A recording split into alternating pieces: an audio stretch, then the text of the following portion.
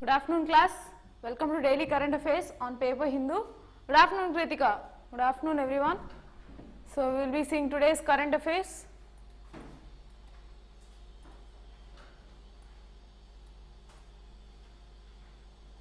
Yes. Fine.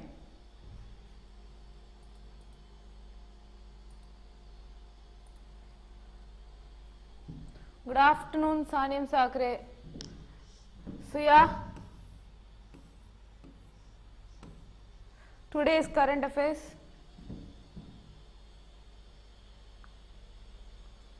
India's bright spot to contribute 15% of the global growth, says who? IMF. So it is in the bright spot, says IMF, International Monetary Fund. It says that it is in the bright spot compared to the upcoming or the ongoing recession in Western countries. So it projects that in the last year or in this particular fiscal year which is going to be end, so they are projected a 6.5% growth, not 6.1, 6.5% growth. See, from April 2023 to March, before in the fiscal year of 2023-24 they have projected a growth of 6.8%, whereas in the coming fiscal year, so from April we have this current fiscal year to start, so during that time the projected growth rate is 6.1%. So that is what regarding the analysis of IMF on India. So currently they have showcased that India will be on the edge of growth and the recession or any disturbances from Western will be unlikely to affect the growth of India. So that is about today's article on IMF. And also the digitization pulled the world's fifth largest economy from pandemic lows, prudent fiscal policy and significant in financing for capital investment. So the digital mode of conversion, the digitization in the country has pulled India from the affected or from the issues with pandemic. So we have seen that during pandemic our economy has disrupted, several kinds of supply chain disruptions have been witnessed in the country, but in the today's on this particular fiscal year it is clear that our particular growth of the country and our GDP has gained or has rebagged its before glory of pandemic. So whatever the affected perspective from pandemic has been now so it is completely eliminated now. So we are away from pandemic now and the impact of pandemic has been recovered. That is what our current economic survey stated. Also budget has mentioned that yes, the pandemic fever on our economy has reduced. So that is what is about this article. Yeah, you can just go through that and yeah, and we'll go to next article which is necessary.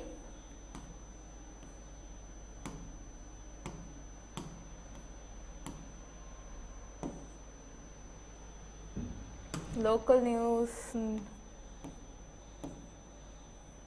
So there was this article again related to your art and culture where Mohiniyattam artist Kanak Relay is no more. So here what is important is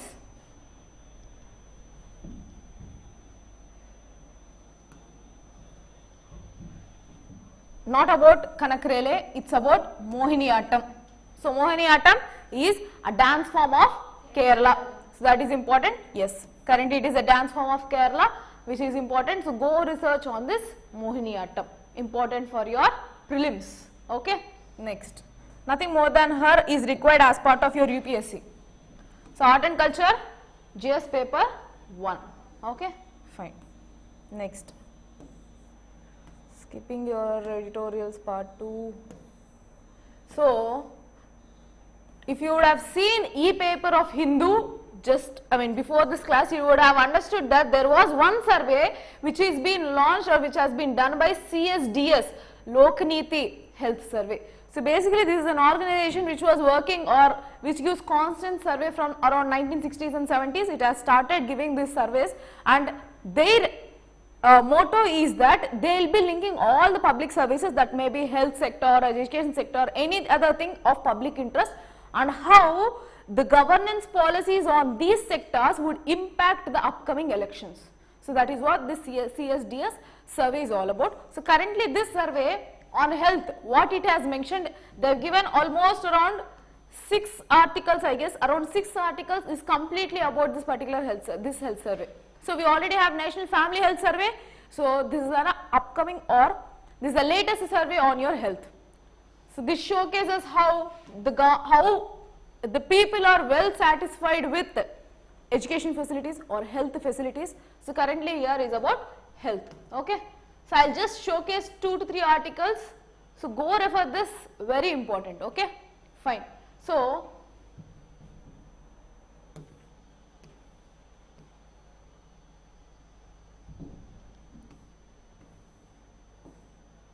fine. So how satisfied are people with health services? So the health services will be given from government too, and also public private is there. So private way of getting hospital services is also there. So currently what is the satisfactory level that is being witnessed in the country? So how we have to see, let us go with this particular table, satisfaction with health services. So currently fully satisfied, people who are fully satisfied for the overall healthcare system, overall healthcare, that can be for public or that can be private.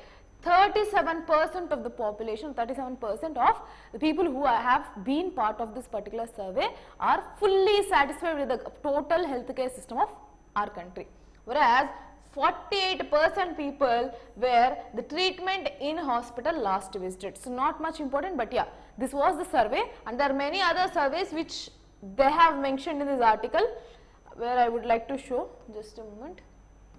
Yes, so fully satisfied are 37%, that you need to know. Next, the methodology of survey they have added, and yes, see here also they have added the contact. Does contact with the service make people more or less satisfied? So how the contact with the services, so there are different schemes, different programs given for each weaker section, each part of the society. So how well are people satisfied with this particular scheme? Why these particular reports are being released? So upcoming elections are there, so they need to know what people are thinking. So about the existing government and about the existing scenario, what is the demographic dividend of the country is opinionating. So for that, this is another article where access to health schemes. So regarding this, Pradhan Mantri Jan Arogya Yojana or Ayushman Bharat benefited people are 28%. So how many people were included, how many people were excluded? 28% people are benefited by this Ayushman Bharat scheme, whereas 58% were not benefited, and 14% people have never heard about Ayushman Bharat. About what? This survey, whoever has participated in this survey regarding them. So this totally constitutes your entire 100%. So that in that way you need to know. So total 100%, in total 100%, what is the level of percentages people are benefited, who are not benefited, and who doesn't even know about the existence of that particular scheme. Now coming to state health insurance programs, any insurance programs offered by state with respect to health. So here 26% people, for example in Andhra also we have other kind of white ration card with which they can go and have their own free health care. Okay, right? They will be getting certain kinds of concessions for their treatment. So these are like state sponsored insurance schemes for health. Okay, so yeah, Arogya Shri is something like that, right, in Andhra. So yeah, so 26% of the people are benefited from this particular scheme, whereas 44% of the people are not benefited and 10% of the people have not even heard about it. So same goes with Janani Suraksha Yojana, Janani Sishu Suraksha Karyakram and Mission Indradhanush, which is a umbrella program for vaccination for children. Okay. So now one thing here you need to understand, this particular article, why I have taken all these health surveys is that, why I am preferring for you to know these articles is that, now this shows the level of governance. So as part of your GS2 part governance, now see, these are all the schemes offered as part of your health. So researching this is important for UPSC, and now if at all we have to critically comment or critically evaluate on the efficiencies of existing health schemes, then we can mention this data, where now you can see the beneficiaries except for the Mission Indradhanush is not, hasn't even crossed 30%. Are you able to understand? The people of the entire survey did not even exceed 30%. So what is the efficiency of that particular program? What is the necessary steps, or what are the necessary steps that needs to be taken to improve this particular efficiency? So now non-benefited people are around 60%, around 50, more than 50%. So that shows the inefficiency of the schemes, right? So this can be a constructive criticism for your answer. Next. So access to public health schemes and full satisfaction with health. So PMJAY,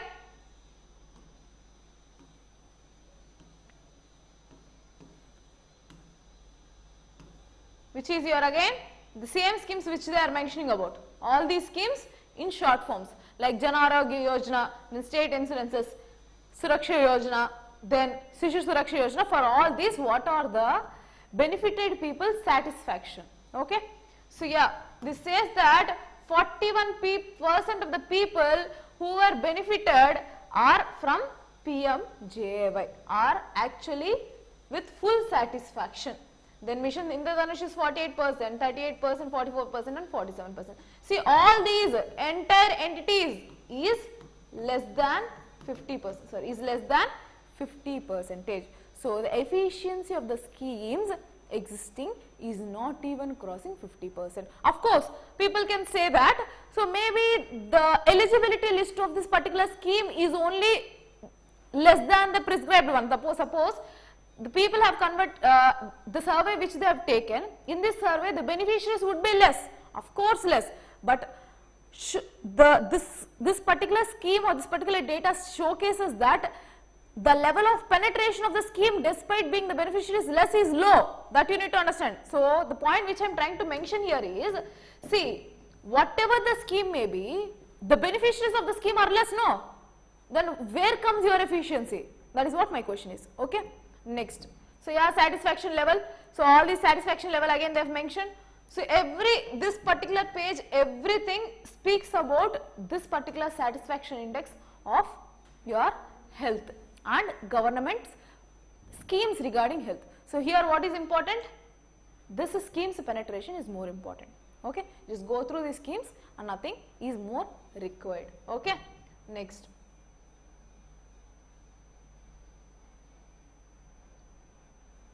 So this is another point or report which is important, where people were being questioned on what is the actual concern with the upcoming 5 years.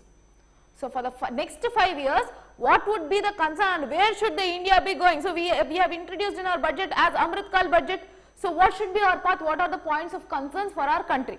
So they show that employment, around 37% people have showcased that biggest concern in the coming 5 years is employment. Next, education. 26% have told that it is education which is of more concerned. Next, health is around 20%, security 7%, food 5% and others is 2%, donor 3%. So awareness on these concerns are 3% of the people have lack of awareness on what can be the possible concerns for the country for the upcoming 5 years. So are you able to understand? That is entirely about this article. Next. So yeah, I hope you can go through this. So we will go to other articles. So India and China holding in-person border talks after 3 years.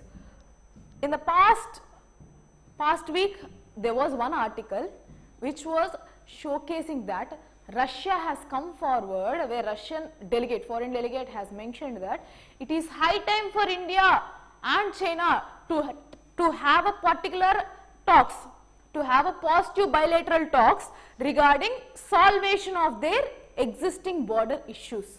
Are you able to recall? I think if people have followed my current affairs session, they would be aware of this particular talk, where they have mentioned that it is high time for bigger nations or upcoming nations, emerging nations like India and one of the hugest country or highest economic countries, one of the highest economic countries like China, to sit at one place and discuss about their concerns regarding border issues. So they have to resolve it. This is high time, this particular time, because why?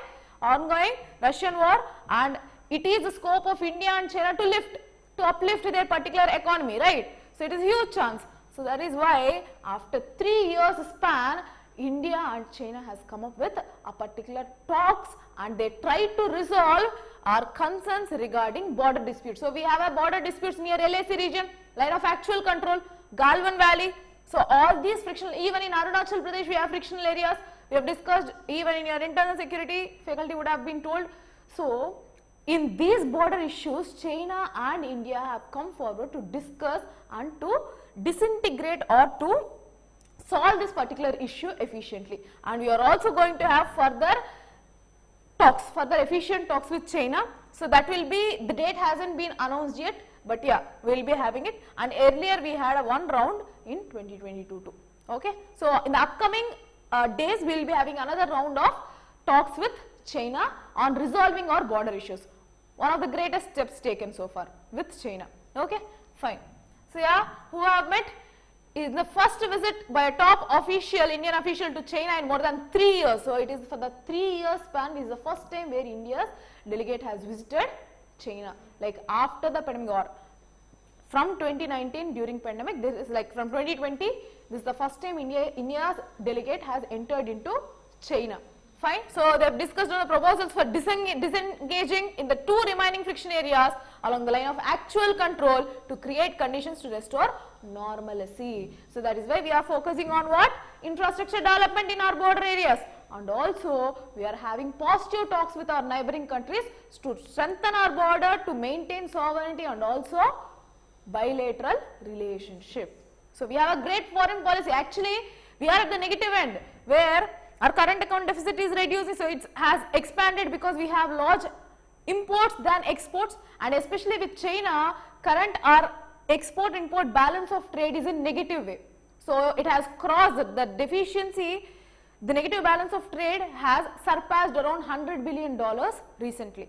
So by January, the deficit amount has overpassed $100 billion mark, where we have seen that exports from China was around $181 billion, whereas exports from India to China were around $17 billion. So which has crossed the $100 billion trade mark. So trade balance. So we are in the negative end, yet we are working on it. Okay, fine. Next, German-Danish visits to India to focus on climatic change, Ukraine and China. So all these countries are coming towards India to work on combinedly on environmental productive or on green economy. So we saw that in the budget, currently our focus is on green economy, so green infrastructure. So these countries like German and Danish, they are visiting our country to combinedly work on environmental goals. Okay, fine. So here partnering with India on climatic change mitigation and energy transition will be our top agenda. Who says this? Danish and German. So these people are trying to work with India on a combined goals of environment. So yeah, that is about this article. So they will be in talks with India. That is what, nothing more than that. They will be visiting here. So yeah, entirely about it. And of course, we are G20 presidentialship currently this year. So we are in discussion regarding environmental goals too. Okay, fine. And regarding this environmental goals, I would like to add that by accepting the international conventions, we are coming up with credits. What is this credits? Carbon credits, which I have explained you in the previous current affair class, where carbon credits is given to those particular sectors which will be following this particular constraints of environmental targets. So there will be dividing into different sectors where each particular sector will be given a target of carbon credit. So it's like carbon targets, carbon emission targets will be given. If it is crossing beyond that, then they are failing in achievement of this carbon credits. If their carbon emissions is below the expected level, then they will be issuing certain kinds of carbon credits which they can trade into those companies which are defaulting of this particular carbon emissions. So this kind of trade would be benefiting both the other sector as well as it has twin benefits which I have already told. Two benefits is that, first benefit is that because of carbon credit, it will actually give scope for other sector, like this carbon credits will mostly be allocated to MSMEs. So this will act as a passive income for MSMEs. And next one is the bigger industries will be turning into eco-friendly nature to avoid further sanctions or avoid further fines on them. Okay, so these are the twin benefits of carbon credits which are being introduced for the first time in the country, and yet they need to be finalized on what? On what are the sectors that will be under the ambient and what should be their limitation of carbon emissions. That is still to be finalized. Okay, next.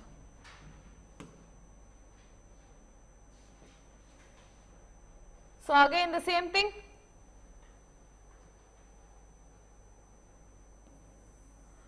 Same report, all these details are there.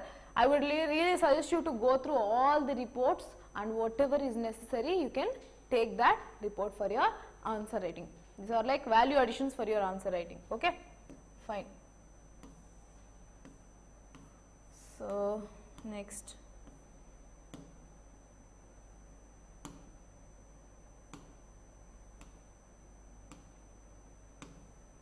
So this article is about Dinghinsonia fossil. Why I haven't taken this article also I'll tell.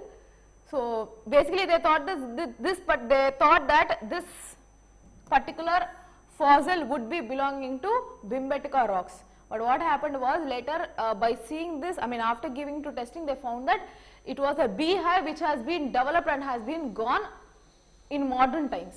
Beehive. So bees, where bees will reside, no, beehive. So that beehive was there and later on it was removed. So that is not something which is related to Bhimbetka. That is what found. So that is why it is not very important. I have skipped that article for that. Okay. Next. Only children above 6 must get class 1 admissions. So what is this article about?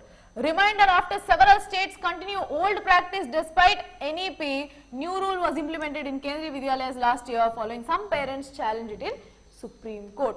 So what is the issue here? The Education Minister reiterated its direction to states that children must be provided class 1 admission at the age of 6 plus or not 5 plus.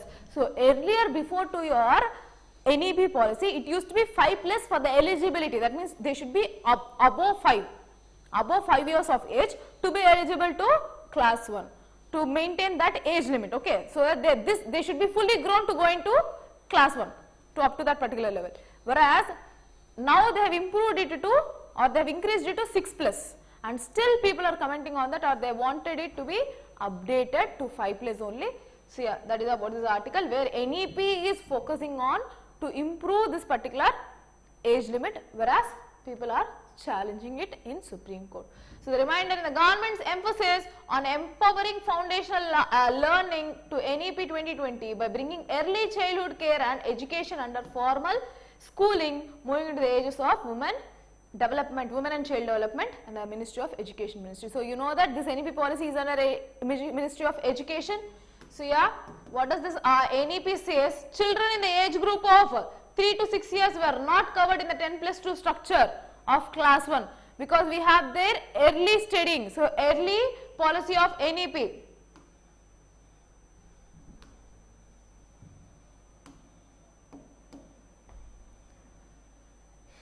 Fine, just a moment. Okay, I thought of showing. Just a moment.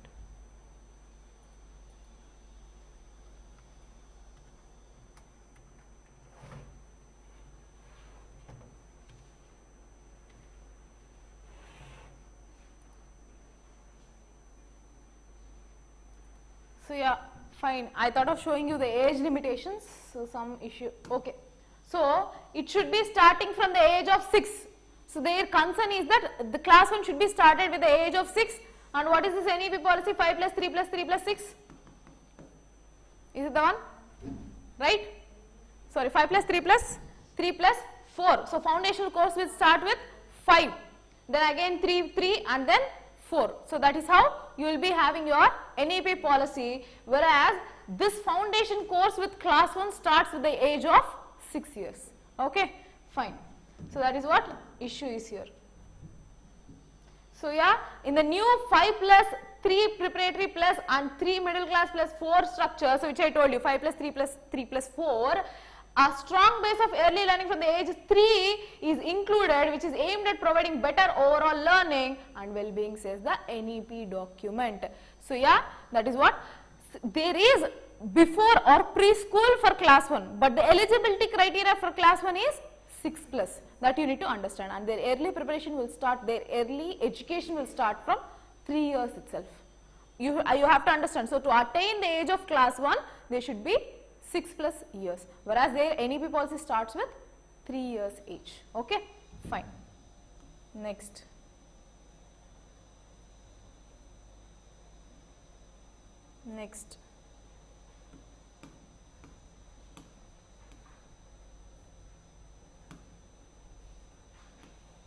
Rupee facing frictions as banks vary of US sanctions, says Garobodia. So what is this article about?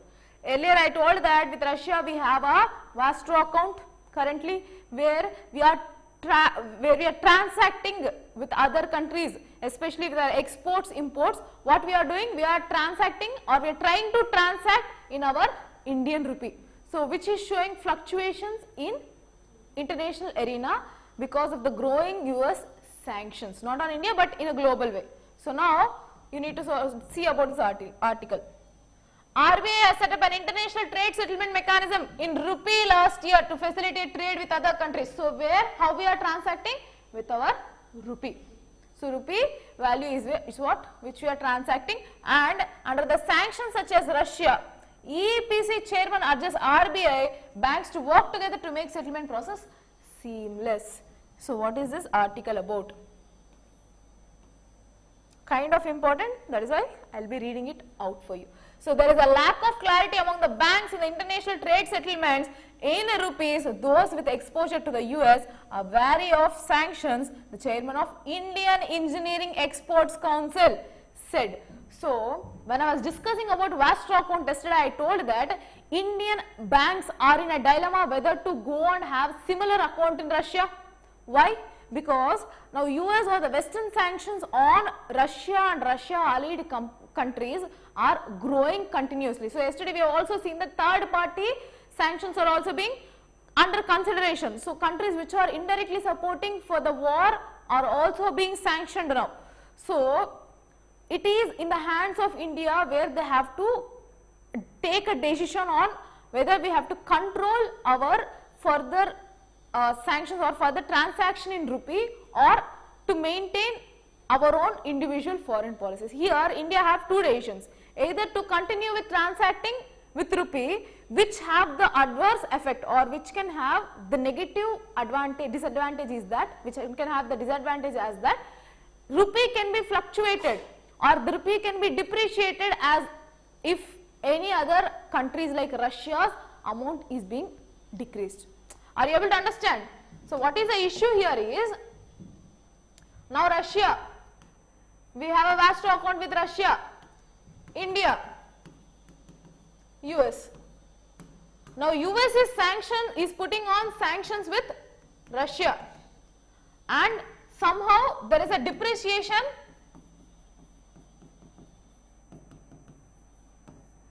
in their currency. Okay.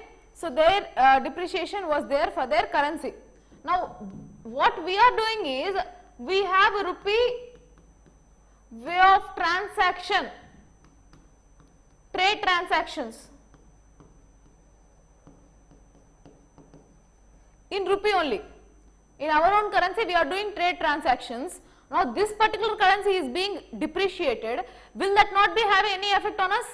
If we are having transactions in US dollar, as that is being the strongest one existing now, and if you are trying to have with rupee, it will have an adverse effect. If the sanctions on US is increasing on Russia day by day, then it will be somehow like impacting the stability of our particular rupee.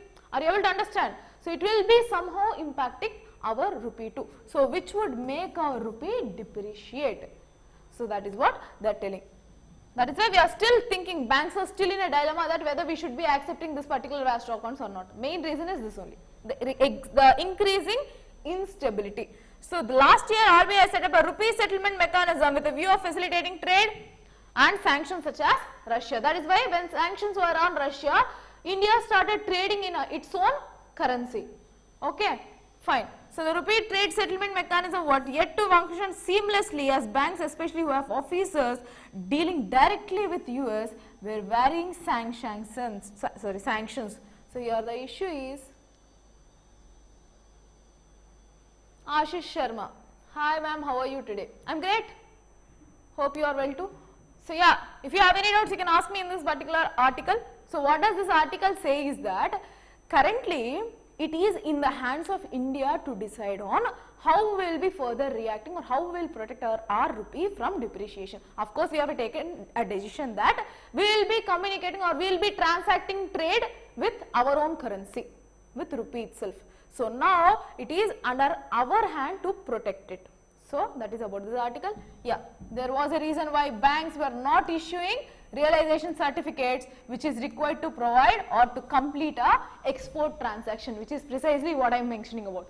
So for Vastro accounts or any kind of transactions, particular banks are not ready to give any certificate. Why? Further there can be any losses, then it is impacting directly on the banking structure of our country.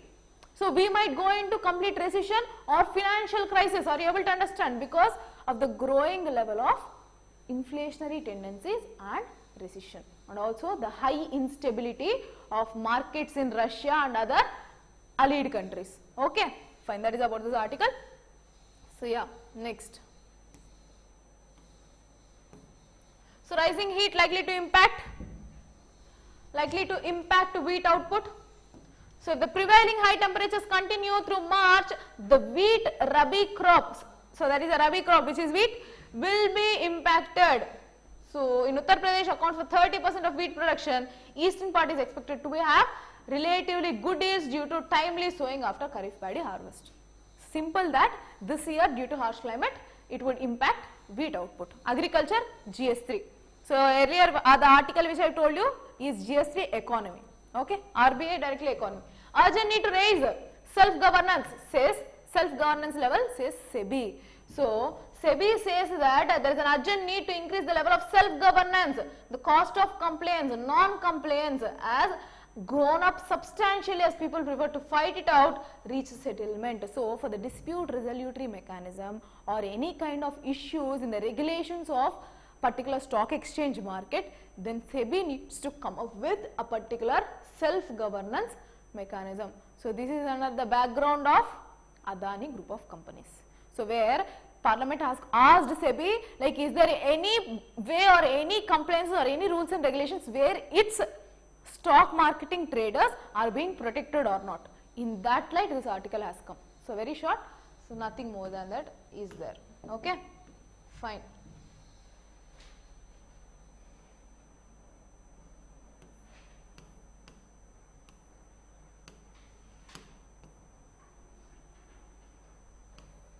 So yeah, currently just a point to note that 305 members have been nominated to Nobel Prize, but yeah, after getting selected or after being awarded, then we will see who are those people and we will learn. Okay, this is the last article for today. Yeah.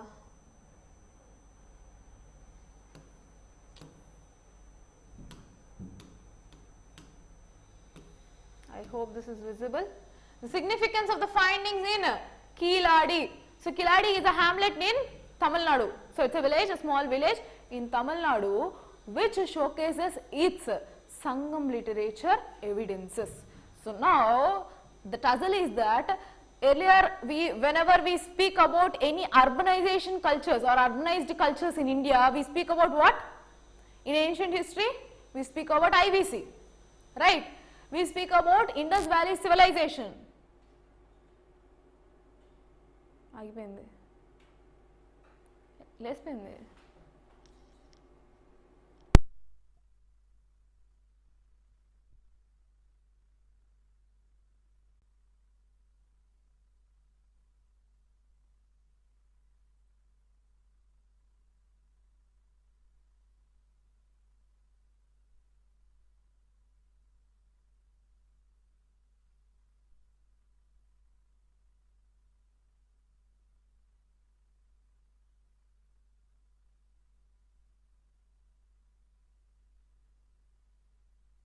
I think there seems to be some power outage here. So yeah, we'll be discussing this particular article tomorrow. We'll start with this article and then we'll go with tomorrow's current affairs too. So thank you, good day, thank you for the session.